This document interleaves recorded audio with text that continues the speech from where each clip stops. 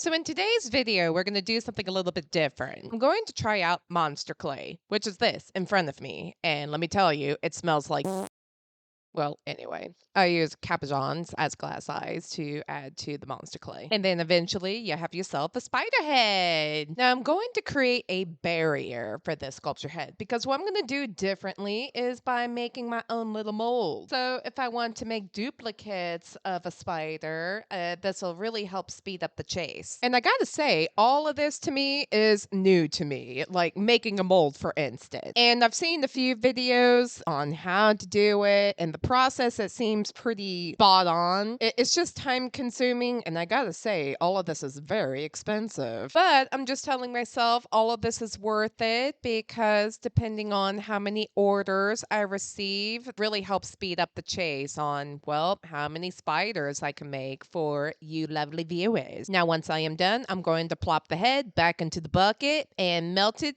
so I can reuse it. Now, I just wadded up some tin foil to add to the armatures to help make the head lighter, and the rubber bands is to help prevent leakage, in case you're wondering. Now, the last but not least step is to make plastic through this plastic liquid. And I like to point out that yes, I was wearing a respirator, but I was not wearing gloves, which I should have. Shame on me. Now, after a few hours later, it is done, and I got myself a head. So I decided to sketch out my own sewing pattern because I couldn't really find anything that match ups to my liking. But since I am not an expert when it comes to hand sewing, I'm an amateur, I ended up having to make a few adjustments along the journey. I wish I would have done something that's a little bit different when it comes to the leg spiders. I mean, it still functions and everything, but not as well as I'd like it to be. But with all of that being done, it is time for stuffing with terrible clips because I kept going off camera. And when it was time for hand sewing, I whipped out Starry to help me out.